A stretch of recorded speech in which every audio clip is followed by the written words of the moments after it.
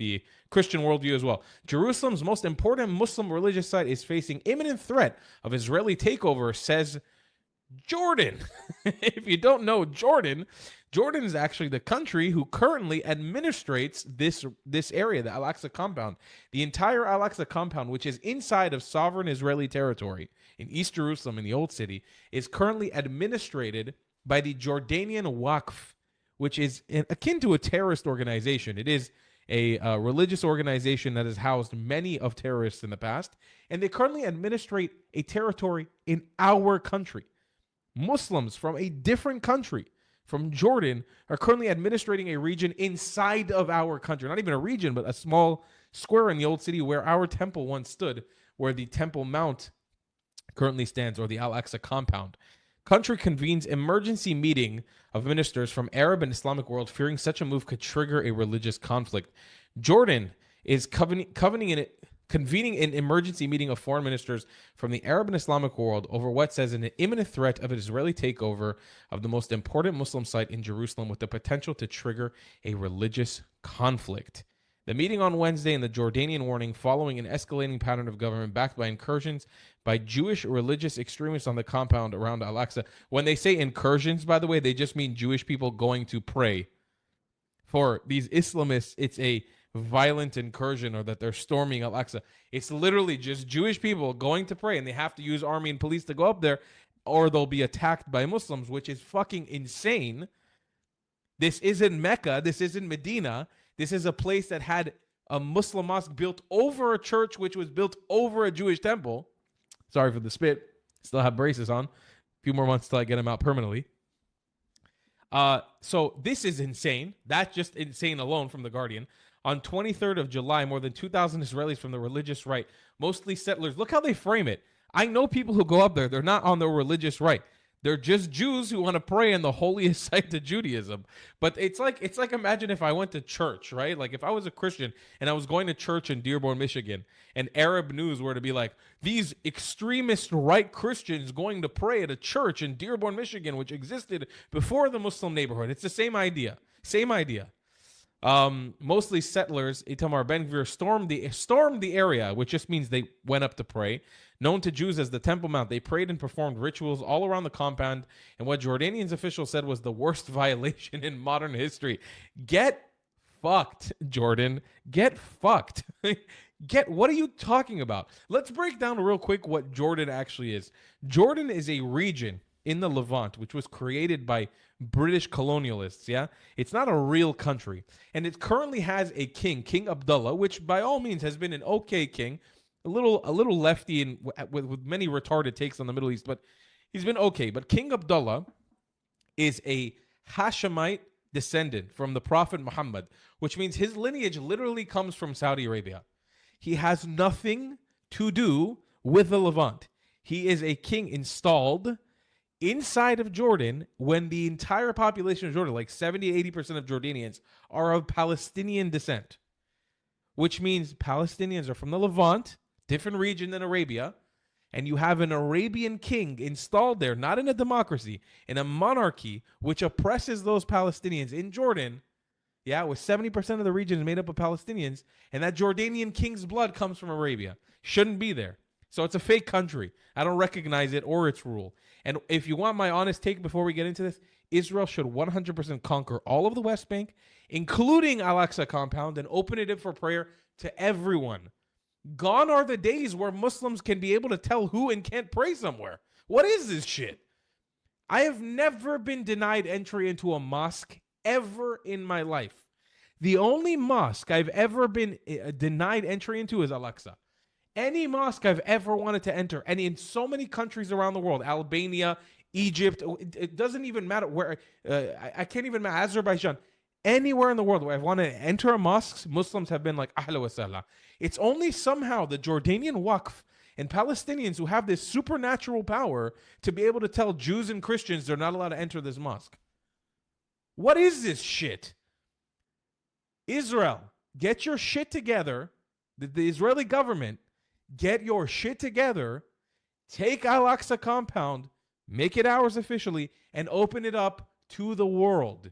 It is a religious site for everyone. If a third temple gets built at some point in the future, that's all great. It doesn't mean that it needs to destroy anything that's up there right now. We can coexist. But for fuck's sake, we can't have this reality where there's Islamists sitting at the top of our most religious site telling us who can and can't go up there. This is insanity. So here's friend of the show, Ishai Fleischer. We love him very much. He's got a great YouTube channel. If you haven't followed him yet, please do. He's an amazing, amazing content creator. And he's the deputy spokesperson for the city of Hebron, I think. This is Rabbi Shmuel Eliyahu. He is one of Israel's leading rabbis. He is the chief rabbi of Tzfat. Okay?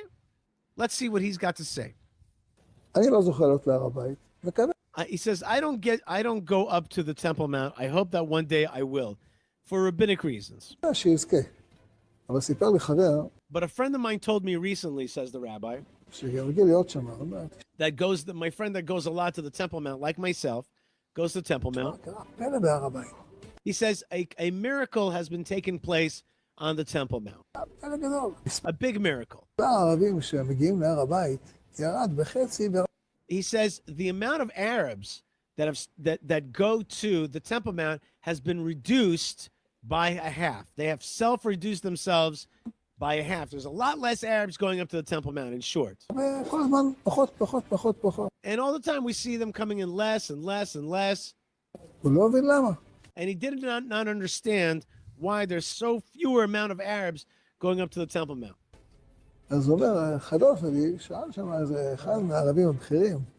So my friend asked one of the important Arabs on the Temple Mount, he said, tell me.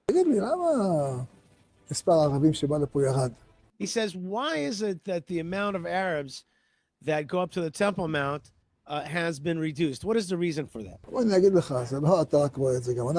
He says, let me answer. The Arab says to his friend, let me answer you. Not only do you see that, but we also feel that as well, that there's a great reduction in Arabs wanting to go up to the Temple Mount. So the reason we think that there's so fewer people that are going up to the Temple Mount is because you began to prostrate yourself, to bow down on the Temple Mount. On the ground, you prostrate yourself there now on the Temple Mount to the Lord, the Most High, the God in heaven, the Holy One be He, God Almighty. When we see you, says the Arab, when we see you bowing down to God, we are afraid. We're afraid of you. We're afraid of you Jewish people. When we see you bowing to God on the Temple Mount. Now listen very, very carefully to the next phrase, because this is Middle East talk. You're not going to hear this in America or during the regular halftime show. No, you won't. Here's what he says. The reason that we fear you, say the Arabs, because you surrender yourself to God. You nullify yourself to God, and therefore we become afraid of you. You're not going to hear that in the American halftime show. That the reason the Arabs are afraid of us is because we nullify ourselves before the Lord. You're going to hear that in America? Is anybody going to explain that to you? That the Arabs going to be afraid of you when you nullify yourself before the Lord? Nope. Not when you show up with the tanks, not when you show up with the missiles and the jets, but when you prostrate yourself in front of the Lord, when you are nullifying yourself, submitting yourself before God, the Arabs are afraid of you. Do you understand that? If you nullify yourself before God, who can defeat you? Nobody can defeat you. So the Arabs say, now that we see that you guys are prostrating yourself, we're no longer coming up to the Temple Mount. Yeah, and I don't buy that really as a story from a rabbi. Maybe it's true. I don't buy into it. But I will say this, from all the criticism that we get from both the Muslim world and the Christian world in the West, as the children of Israel not following their duties, not doing what needs to be done. By the way, how can we really, when the spiritual center of our entire identity is being blockaded from us?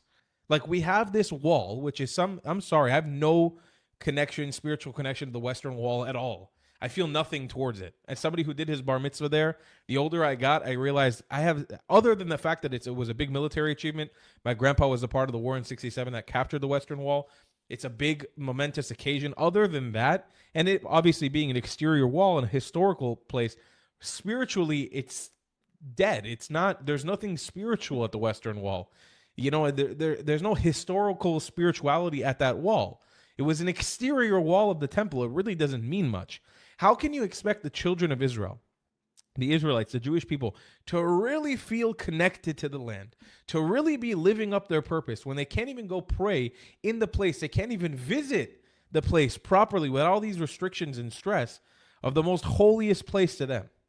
I dream of a day where I can go up there with my tefillin, sit down on the ground in a crisscross applesauce position with my tzitzit, and put on my tefillin in the morning and meditate in the gardens of Al-Aqsa Mosque, in the gardens of the Temple Mount, under the shrine, under the dome. I pray for a day, but I don't feel like doing it now with the energy that's up there. I don't like it. Something calls me away from going there. But I have so many friends who have gone up, and I really want to, but I won't go until the energy up there is fixed. It just doesn't feel right. Like it's something about it doesn't feel right. Here's Al Jazeera freaking out. Let's take a look. More than 3,200 far-right Israelis have stormed the Al-Aqsa Mosque compound in occupied East Jerusalem to commemorate a Jewish holiday. They made the incursion under the protection of Israeli police and performed prayers to mark what they refer to as the destruction of the temple. Police barred Palestinian worshippers from praying inside the mosque. Israel's far-right National Security Minister Itamar Ben-Gvir and other Israeli members of the Knesset also stormed the courtyards of the mosque.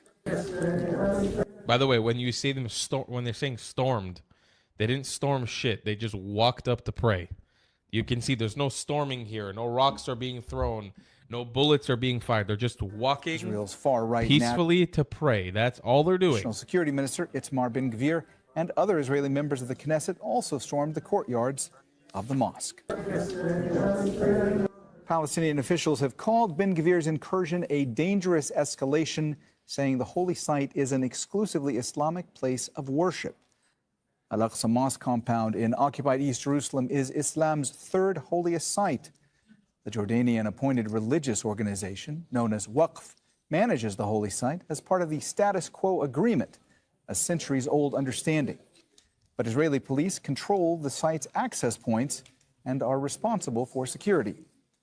Non-Muslims are allowed to visit the compound as tourists, but are forbidden from praying as part of a 1967 agreement. That needs to go away forever.